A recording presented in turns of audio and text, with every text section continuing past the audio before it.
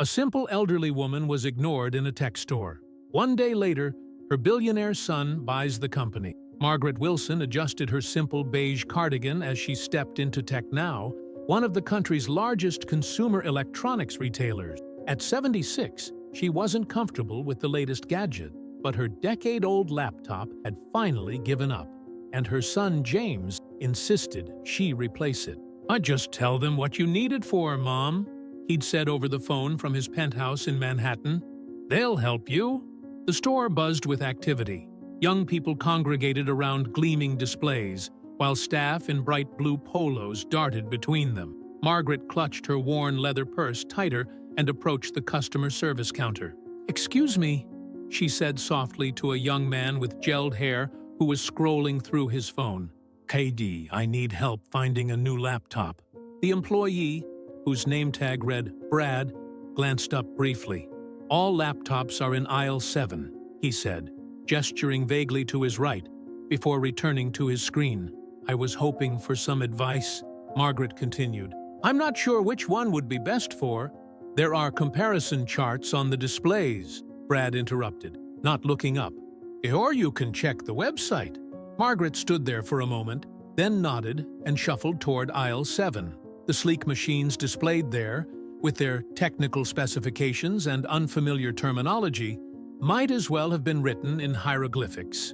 A young couple near her received immediate attention from another staff member, a woman named Kelly, who enthusiastically highlighted features and offered recommendation. Margaret waited patiently for her turn, but Kelly finished with the couple and moved on to a businessman without acknowledging her. "Excuse me," Margaret finally said, approaching Kelly. "Would you mind helping me choose a laptop? I mainly use it for email, and we're pretty busy right now," Kelly said, glancing at Margaret's outdated clothes. "The basic models are at the end of the aisle. Those should work for simple tasks." Before Margaret could respond, Kelly walked away to greet a group of teenagers examining the latest gaming system. For nearly an hour, Margaret wandered the aisles, occasionally attempting to get assistance from passing employees. Each time, she received dismissive responses or was told someone would be with her in a minute that never came. Finally, she approached Brad again. "I'm sorry to bother you," she said, her voice slightly trembling, "but I really do need some help." Brad sighed audibly. "Ma'am, if you're not sure what you want, maybe you should bring someone with you next time. Someone more familiar with technology." His tone made it clear what he meant. Someone younger. Margaret felt heat rise to her cheeks. She'd worked as a high school English teacher for 40 years before retiring. She'd raised a son alone after her husband died. She'd navigated Medicare, property taxes, and all manner of complex systems. Yet here she was, being treated as if she were incapable, or, worse, invisible. "I see," she said quietly. "Thank you for your time." She walked out of TechNow without making a purchase, her dignity bruised but intact. As she drove home to her modest suburban house, she decided not to mention this experience to James. He was busy running his tech empire and didn't need to worry about his mother being slighted by retail workers. What Margaret didn't realize was that the security cameras had captured everything, and that James Wilson had programmed alerts for any footage featuring his mother at any TechNow location nationwide. James Wilson frowned as he reviewed the security footage on his tablet. At 49, he was the founder and CEO of Wilson AI, a company valued at over $80 billion that specialized in enterprise-level artificial intelligence solutions. Forbes had recently featured him on their cover as the Algorithm King, but to Margaret, he was just Jamie, her boy who'd built computers in their garage. "Play it again, Diane," he said to his executive assistant, who stood beside his desk in his minimalist office overlooking Central Park. Diane tapped the screen, and once more James watched his mother, the woman who'd worked 2 jobs to put him through MIT, who'd proofread his first business plan, who still sent him homemade cookies on his birthday, being ignored and dismissed by TechNow employees. "Cancel my meetings for tomorrow," James said, setting down the tablet, "and have the jet ready. I'm going to visit my mother." Your acquisition team is meeting with Solar Tech tomorrow, Diane reminded him. They've been preparing for weeks, James nodded. Set up a video conference for me from my mother's house and get me everything we have on TechNow's corporate structure and financial. TechNow, the electronics retailer, Diane asked, already typing notes on her phone. Are you considering an acquisition? I'm considering a lesson in customer service, James replied. 6 hours later, James pulled his rented SUV into his mother's driveway. He'd deliberately chosen an understated vehicle rather than sending a car service. Margaret hated displays of wealth, a value she'd instilled in him despite his fortune. "Jamie!" Margaret exclaimed as she opened the door. "What a lovely surprise! Why didn't you call first? I would have prepared your room." James hugged his mother tightly. At 5'4", she barely reached his shoulders. "Spontaneous visit. Mom, hope that's okay." "Of course it is. Come in, come in. I'll make some coffee." As Margaret busied herself in the kitchen, James looked around the living room. It was exactly as he remembered from childhood. Comfortable, modest, with bookshelves lining the walls. His mother had refused his offers to buy her a larger home or renovate this one too, insisting it held too many memories to leave. "So," Margaret said, returning with 2 mugs, "what brings you all the way from New York? Nothing wrong, I hope?" James took the coffee. "Can't a son visit his mother without an interrogation?" he teased. "A normal son, yes. A son who runs a global company and usually schedules visits weeks in advance." "No." She settled into her armchair. "Something's up." James sighed. His mother had always been able to read him. "I saw the security footage from TechNow yesterday." Margaret's smile faltered. "Oh, Jamie, is that why you're here?" "It was nothing, really. It wasn't nothing, Mom. They treated you terribly. I'm an old woman who doesn't know much about computers. They were busy with customers who what? Who they thought would spend more money, who were younger. That's not how businesses should operate." James set down his mug. "You worked in customer service at Macy's while putting yourself through college. You taught me that every customer deserves respect." "That was a different time," Margaret said softly. "Some things shouldn't change with time," James replied. "Decency is one of them." They talked late into the evening, carefully avoiding further discussion of the TechNow incident. But as James lay in his childhood bedroom that night, staring at the glow-in-the-dark stars he'd stuck to the ceiling at age 10, he made a decision. The next morning, while Margaret was at her weekly book club, James set up his laptop at the kitchen table and joined his acquisition team's video conference. "Change of plans," he told them. "Solar Tech can wait. I want to acquire TechNow."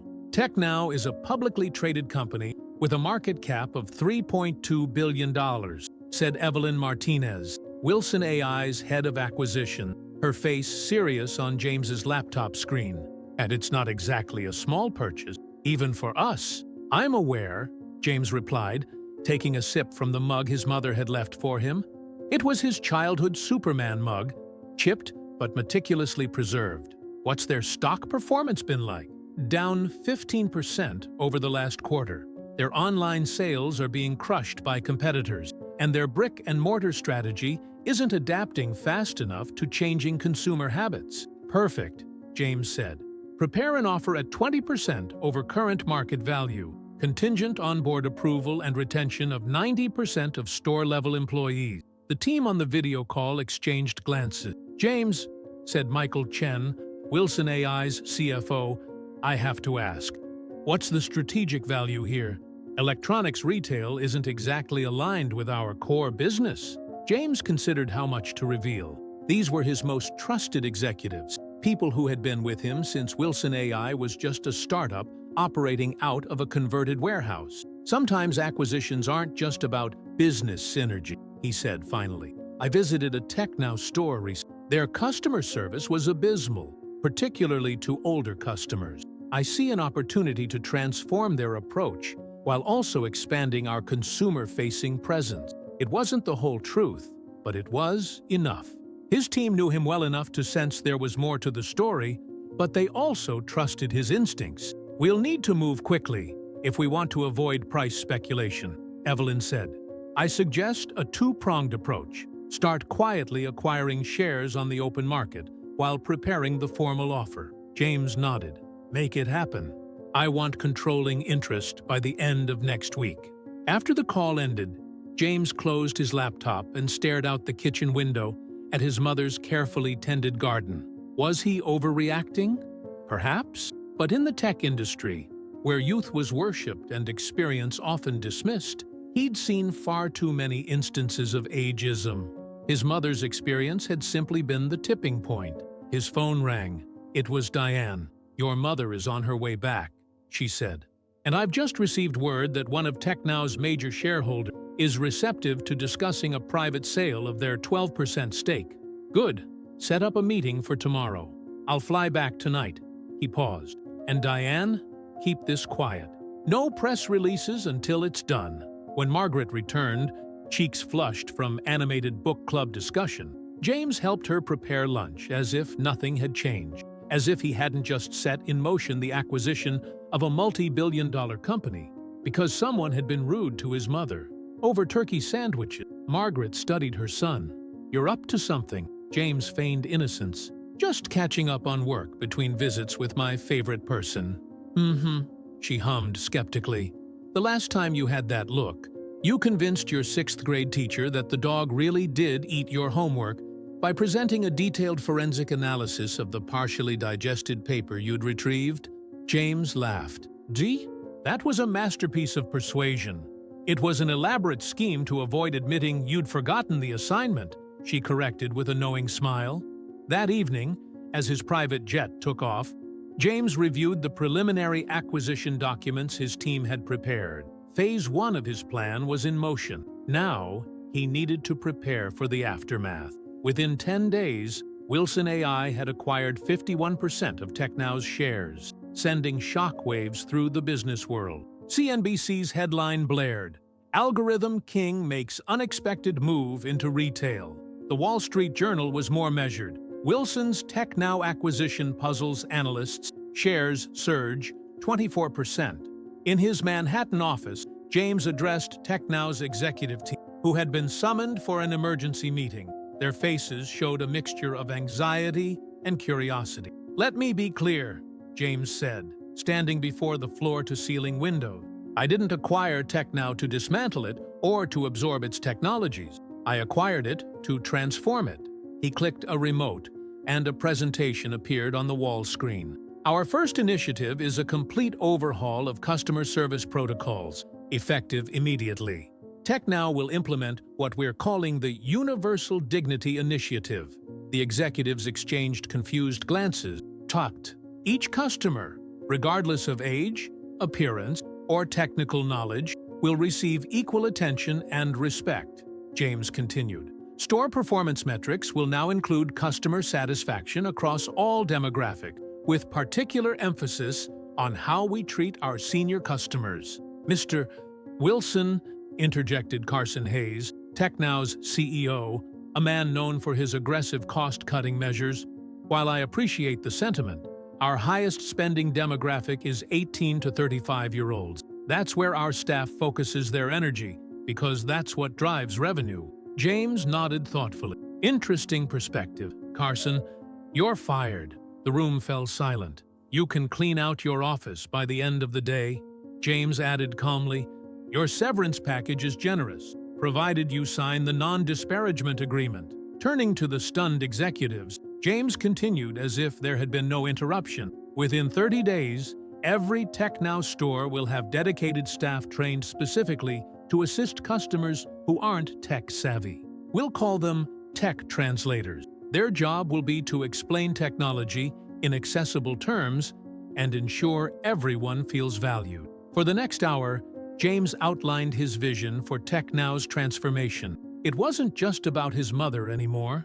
He'd recognized a genuine market opportunity in serving an underappreciated demographic. Baby boomers controlled a significant portion of American wealth, but were often alienated by tech retailers. Meanwhile, at the TechNow store where Margaret had been ignored, Regional Manager David Patterson called an emergency staff meeting. Rumors of layoffs had been circulating since the acquisition announcement. "I just got off a conference call with the new leadership team," David told the assembled staff, including Brad and Kelly. "There will be changes, but not what you might think. No layoffs are planned." A collective sigh of relief filled the break room. "Dorothy, instead," David continued, "we're implementing new customer service protocols. Every staff member will receive additional training on assisting customers of all ages and technical backgrounds." Brad raised his hand. "So, we're going to spend more time with the old folks who just want us to explain what a gigabyte is for the 100th time." David fixed him with a steady gaze. "That attitude is exactly what the new ownership wants to change. Those old folks have purchasing power and deserve respect." As the meeting dispersed, David pulled Brad and Kelly aside. "I should mention that all stores have had updated security systems for months. All customer interactions are recorded and analyzed." "So," Kelly asked, crossing her arms defensively. "So, about 10 days ago, an elderly woman came into this store looking for help with a laptop. She was systematically ignored by multiple staff members, including both of you." Brad shrugged. "I remember her. She clearly wasn't going to spend much." "That woman," David said quietly, "was Margaret Wilson, mother of James Wilson, our new owner." The color drained from their faces as the implications sank in. 3 weeks after the acquisition, Margaret's doorbell rang. She opened the door to find a young woman in a crisp TechNow uniform holding a tablet. "Mrs. Wilson, I'm Zoe from TechNow's new home service division. Your son arranged for us to help set up your new computer system." Margaret frowned. "There must be a mistake. I haven't purchased any new computer." Zoe smiled. "It's been delivered to your home as a gift. May I come in to set it up for you?" Bewildered, Margaret led Zoe to the dining room, where several boxes sat on the table: a laptop, a tablet, a smartphone, and various accessories. "All this is for me?" Margaret asked, overwhelmed. "Yes, ma'am, and I'm here to make sure you're comfortable using everything." Zoe began unpacking the devices. "We'll go at whatever pace works for you." For the next 2 hours, Zoe patiently guided Margaret through the basics of each device, creating accounts, explaining features, and answering questions without a hint of condescension. "Oh, you're very good at this," Margaret commented as Zoe showed her how to video chat. "Thank you. I'm part of TechNow's new tech translator program. We specialize in helping customers who aren't digital natives navigate modern technology." Margaret nodded, impressed. "What a wonderful idea. Whoever came up with that understands what people like me need." "I believe it was the new owner's initiative," Zoe replied with a smile. Later that afternoon, Margaret received a text message from James. "How do you like your new tech setup?" She called him immediately. "Jamie, this is too much. These devices must have cost thousands. Consider it making up for years of birthday presents I phoned in," James replied. "Do you like them? They're lovely. And that young woman Zoe was incredibly helpful." "But Jamie, this is about that day at TechNow, isn't it?" A pause. "What makes you say that?" "Because I raised you, and I know when you're up to something. A week after I get ignored at an electronics store, my son happens to buy the entire company. Then suddenly, they have a special program for helping older people with technology. It doesn't take one of your algorithms to make that connection." James sighed. "Mom, I'm coming to New York tomorrow." Margaret interrupted, her voice firm. "We need to talk about this in person." The next morning, James waited anxiously in his office. When Margaret arrived, her expression was unreadable. "I want to see them," she said, without preamble. "See who?" "The employees from the store. The ones who ignored me." James hesitated. "Mom, I'm not asking." "Jamie."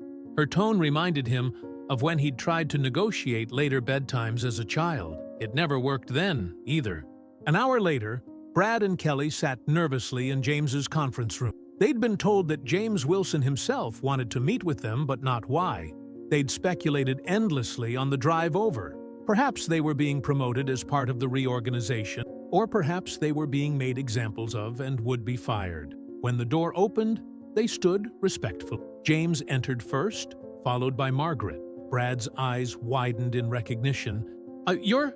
Hello again."